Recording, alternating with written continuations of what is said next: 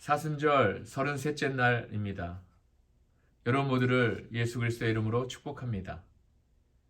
Day 33 기도 응원이라는 제목을 가지고 출애굽기 17장 12절의 말씀으로 시작합니다. 아론과 훌이 한 사람은 이쪽에서 한 사람은 저쪽에서 모세의 손을 붙들어 올렸더니 아멘. 처음 10년간 워싱턴 DC에서 목회할 때는 나 자신이 미국 서부의 주인공처럼 느껴질 때가 많았다. 나는 내 식대로 목회를 이끌어갔다. 교회를 돌보느라 너무 바빠서 주변의 다른 목사들을 만날 시간조차 낼 수가 없었다. 그러던 어느 날 주님의 말씀 한마디에 정신이 번쩍 들었다. 그분은 1시간 떨어진 교회보다 11시간 떨어진 교회를 위해 기도하는 게 훨씬 쉽다고 하셨다. 그래서 나는 우리 동네를 위해 기도하기로 하고 지역교회 개척에 전력을 기울였다. 아울러 우리 교회 교육자 모임에 동네 교회 목사들을 초청해서 그들의 목회 이야기를 듣고 친분을 쌓는 시간을 가졌다. 그렇게 모여서 이야기를 하다 보면 어느새 그 모임이 기도회가 되는 일이 많았다. 우리는 무릎을 꿇고 서로를 위해 기도해 주었다. 다른 목사가 모임을 이끌 때마다 나는 영역주의라는 견고한 진이 허물어지는 느낌을 받았다. 사람들이 각양각색이기 때문에 교회도 각양각색이어야 한다는 게 나의 확고한 소신이다. 그리스도의 복음을 전하는 한 모든 교회는 하나이며 모든 사람을 위해 존재한다. 비록 문패에 새겨진 이름은 다를지라도 교회는 교회이며 목자장은 한 분이다. 나는 미국의 수도인 우리 지역의 부흥을 기도하고 있지만 그 부흥이 반드시 우리 교회에서 시작되어야 한다고 주장하지 않는다. 다만 그 부흥에 반드시 참여하고 싶다. 지난 몇 년간 하나님은 훌륭한 목사들을 많이 만나게 해주셨고 나의 아내는 4명의 목사 사모인 돈나, 헤더, 지일, 탈인과 친한 사이가 되었다. 나도 몇 분의 목사들을 믿음의 형제요, 아비로서 사랑하고 존경한다. 목사에게도 목사가 필요하다. 그래서 하나님은 내게 아론과 훌 같은 분들을 보내주셨다. 밥 마티우와 마이클 홀 목사는 워싱턴 DC에서 내 나이와 비슷한 세월 동안 목회를 해오신 분들이다. 나는 몰랐지만 그분들은 서로 약속을 하고서 날마다 나를 위해 기도하셨다고 한다. 70이 넘은 분들로부터 날마다 기도를 받는 감격은 말로 형용하기 힘들다. 그 기도들이 분명 나의 팔을 들어준다고 믿는다. 목사들과의 친목이 특히 내게 소중했던 이유는 그것이 기도의 응답이었기 때문이다. 나와 함께 기도했던 한 분이 최근에 이야기하길 나이 많은 목사들을 내 주변에 전략적으로 보내시길 기도했다고 한다. 지난 몇 년간 하나님은 그 기도에 신실하게 응답하셨다. 그중 일부만 꼽으라고 해도 마이클, 밥, 에이모스, 스튜어트, 데니스, 글렌 목사님이 떠오른다. 당신이 다른 사람을 위해 중보하기 원한다면 당신 역시 당신을 위해 기도하는 중보 기도자를 두어야 한다. 기도와 금식이 절실한 시기일수록 더더욱 그렇다. 우리가 무릎을 꿇고 기도할 때 원수는 우리와 싸우려 들 것이다.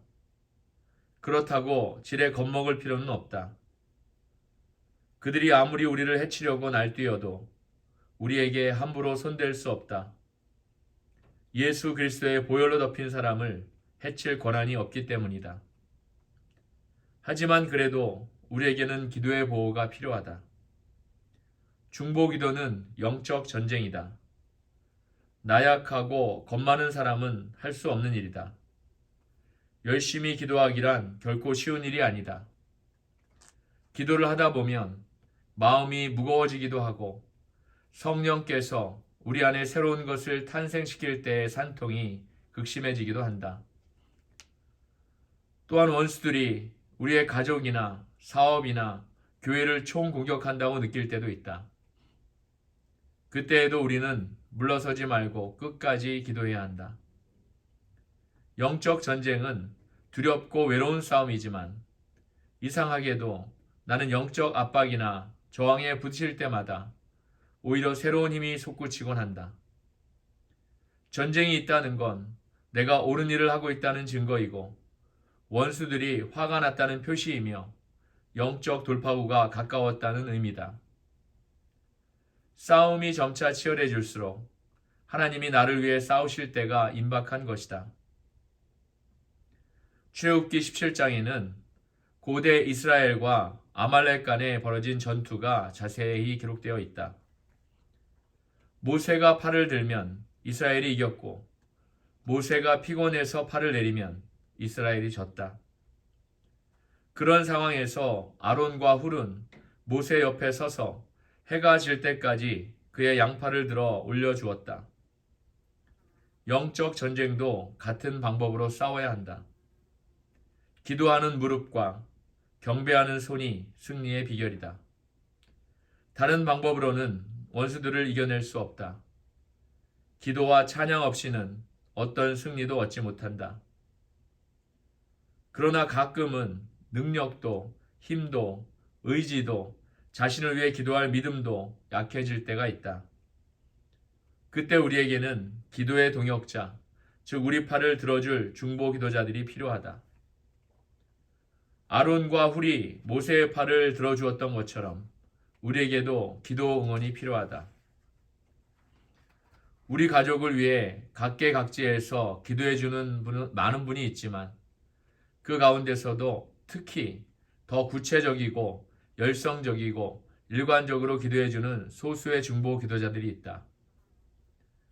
그분들은 나를 위해 날마다 무릎으로 중보해준다. 혹시 내가 이룬 공적에 칭찬을 받는 날이 온다면 그분들이 나를 도와준 공로도 절대 잃지 않을 것이다. 이스라엘이 아말렉을 물리친 다음 날 모세는 분명 승리의 공신으로 떠올랐을 것이다. 그러나 하나님의 거룩하고 웅대한 전략에는 언제나 숨은 공신이 있다. 그 공신은 바로 기도다. 따라서 하나님 나라의 진짜 영웅은 아론과 훌이라고 할 수 있다. 윌터 윙크의 말을 빌리자면 역사는 중보 기도자에게 속해 있다.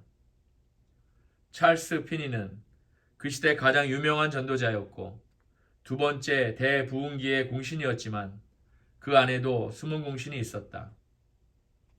피니에게는 다니엘 내쉬라는 아론이 있었던 것이다.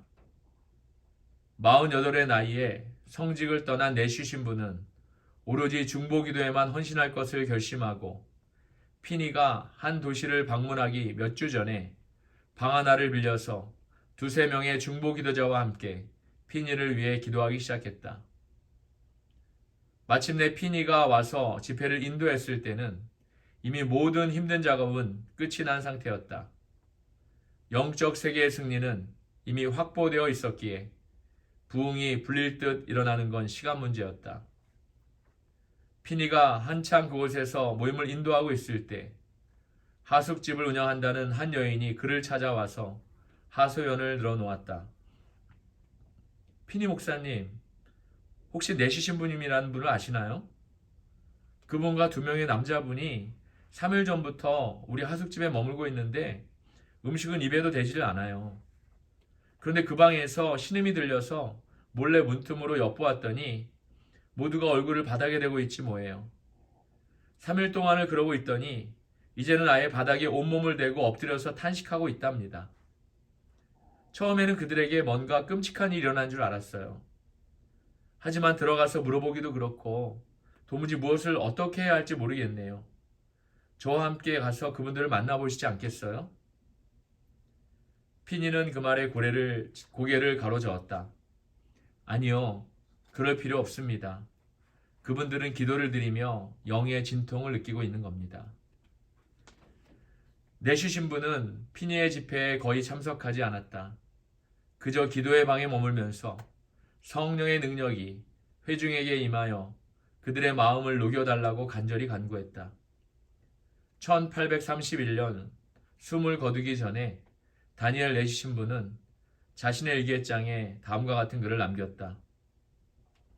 오순절의 역사, 아니 그 이상으로 성령이 강림하시길 기도하는 것은 나뿐 아니라 모든 그리스도인의 의무이자 특권이라고 생각한다.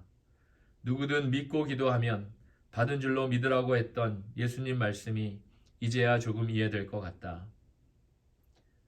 내쉬 신부는 뉴욕과 캐나다 경계에 있는 작은 공동묘지에 묻혔다. 그리고 그의 무덤에 세워진 비석에는 다음과 같은 비문이 새겨져 있다. 다니엘 내쉬, 피니와 함께 능력의 기도로 동역하다. 1775년 11월 17일부터 1831년 12월 20일까지.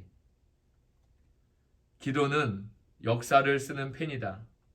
공신이 되느냐 마느냐의 문제로 걱정하지 말라. 숨은 공신이라도 하나님은 그 공적을 절대 잊지 않으신다. 아멘. 오늘의 기도 전략입니다. 다른 사람을 위해 중보하려면 자신을 위한 중보 기도자도 있어야 한다. 아멘. 오늘 하루도 하나님께서 주신 귀한 말씀으로 승리하시고 은혜가 충만하신 하루가 되시는 저와 여러분이 되시기를 예수님의 이름으로 축복합니다.